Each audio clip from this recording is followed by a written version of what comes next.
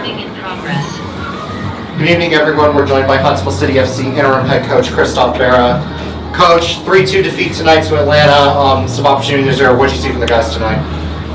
First and foremost, the guys worked their socks off, so I applaud them for that, which is the minimum we expect. But again, if we don't take our chances and we give 2 goals for set pieces and 1 we lose the ball edge of box, which is criminal, you're not going to win games, are you?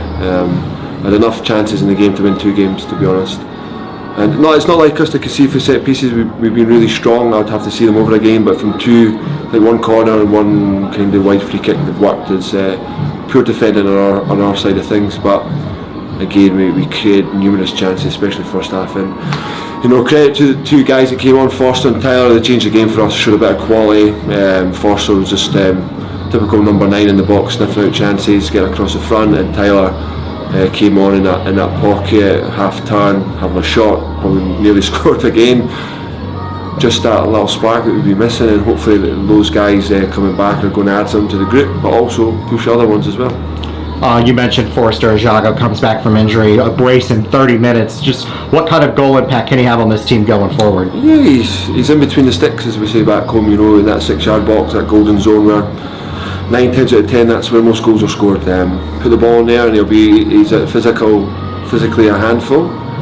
So now that the guys know the ball's out wide, you've got to put the ball in, and he was a very big plus today. Hopefully Nashville don't take him. But he's finding his way. He can only play 30 minutes today, so hopefully our next game he'll be available to play more. You guys scored 2 goals tonight. First time you guys have had multiple goals since March. How big was it to just get a couple goals on the score sheet?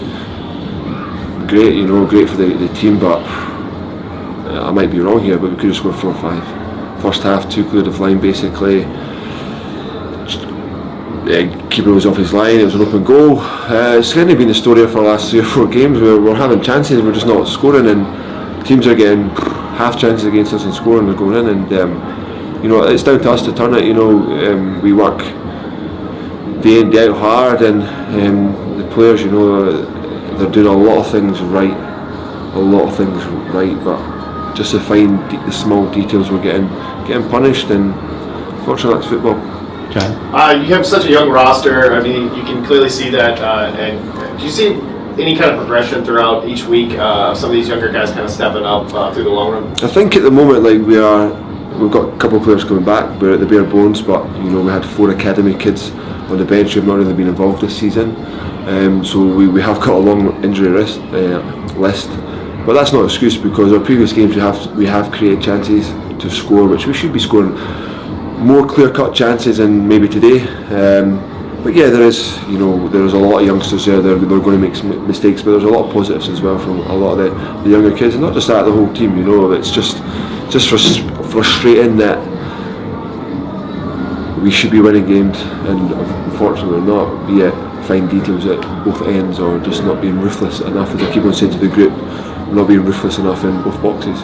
But with all the discipline that happened tonight, were you really just did you really just feel good about how the young guys played on the field, especially how they kind of handled themselves throughout the game? Yeah, it's a great learning experience for me, playing in front of 2,000, 3,000, 4,000 fans.